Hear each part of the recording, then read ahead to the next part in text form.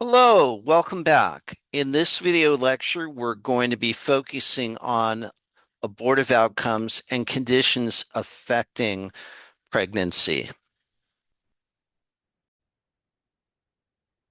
I think we left off right around here. And again, let's go over some important main terms that'll direct you to these correct codes. Very, very important.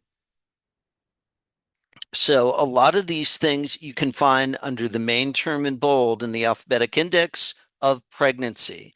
Some subterms that you may want to be focused on include such things as abnormal, abnormality, complicated, complication, ectopic, examination.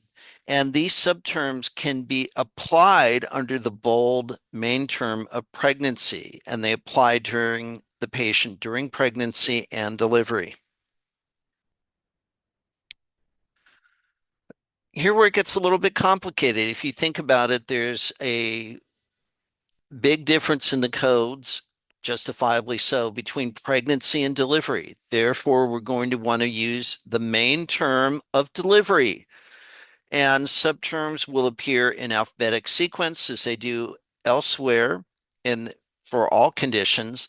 Some of the ones you'll see in this particular chapter include delivery, main term, cesarean, completely normal care, complicated by, breech, normal, and others.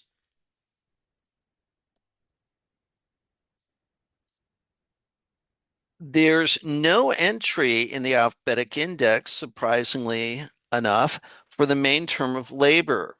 Everything refers the coder to the main term of delivery. The main term of postpartum directs the coder to use puerperal. And then the subterms will describe the conditions with the onset within that postpartum period.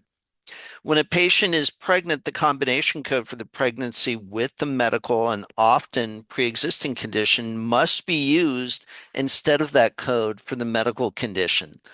And we'll see some examples for that shortly.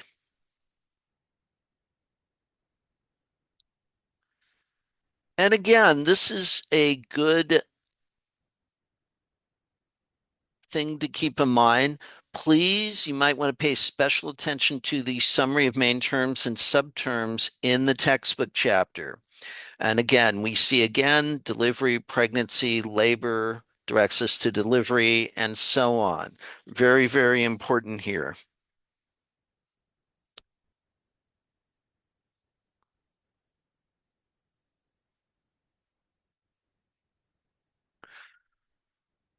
Chapter 21 Z codes support pregnancy care. These are codes for contraceptive management, as we can see here, pregnancy counsel, procreative management, but they don't replace the obstetric diagnosis codes.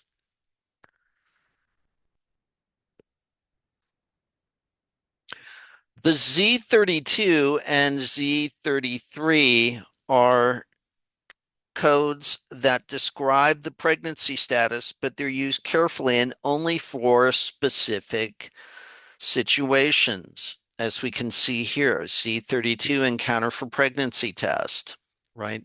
Pregnant state, uncomplicated, and then the elective termination of a pregnancy would be Z33.2, right?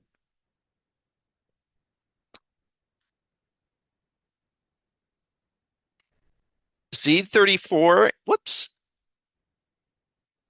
there we go. Z34 and Z36 encounter for supervision of normal pregnancy is Z34.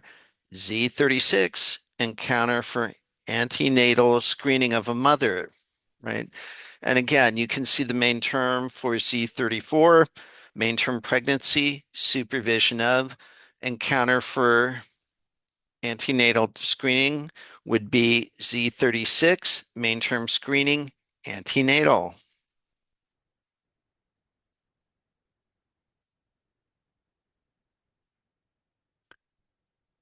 Now we get to an interesting part in this chapter, the weeks of gestation, which falls under code category Z3A, weeks of gestation.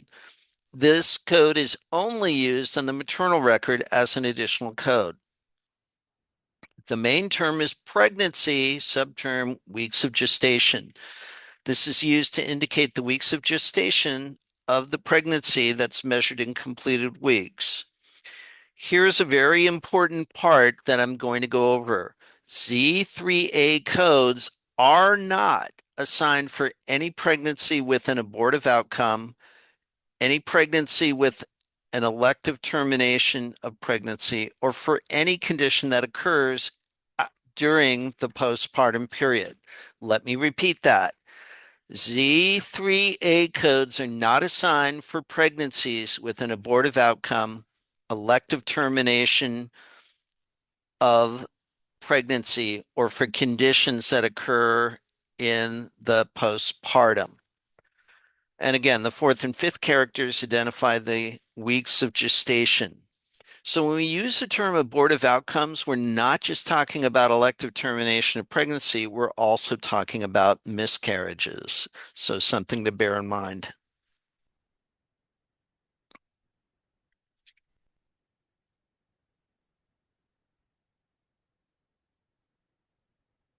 Okay, now Z37 that we talked about in the weekly announcement. Z37 is the outcome of delivery. It's only used on the maternal record, never is used on the newborn chart.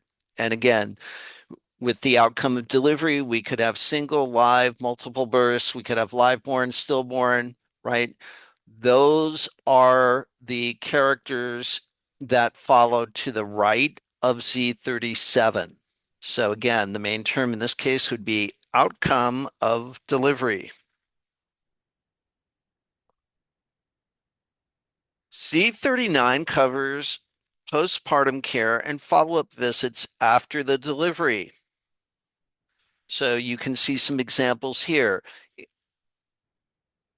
Pregnant woman delivers a baby outside the hospital and is admitted for care, examination of lactating mother, all these different types of things. The main terms would be care, postpartum, and admission, postpartum observation.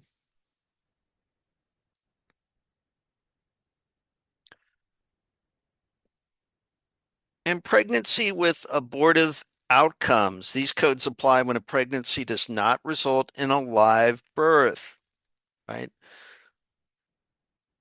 So the main term would be abortion. You see the non-essential modifiers of complete, spontaneous with entries for the various types of abortion. And the fourth and fifth digits identify the specific condition or complication.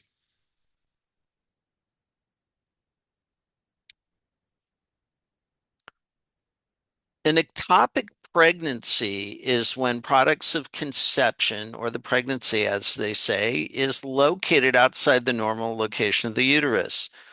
98% of these are tubal, right? A missed abortion is when the fetus has died before the completion of 20 weeks of gestation with the retention of fetus in the uterus, right? This is not the same as a preterm labor that results in delivery.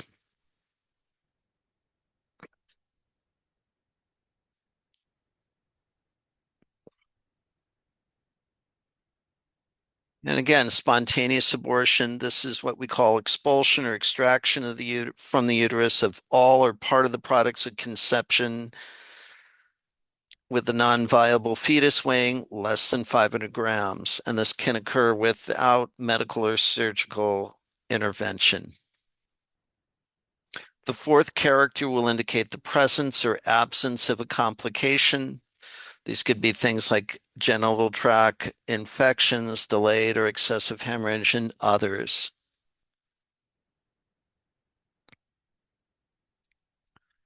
And again, complete and incomplete, somewhat obvious. It depends on whether the products of conception remain or not. Kind of straightforward. And whoop, complications following induced termination of pregnancy fall into code category O04. And these are complications that occur after the abortion itself was completed during a previous encounter or admission. And then last slide, failed termination of pregnancy, codes falling into 007. These codes apply when we have a failed termination of pregnancy and the pregnancy continues despite intervention.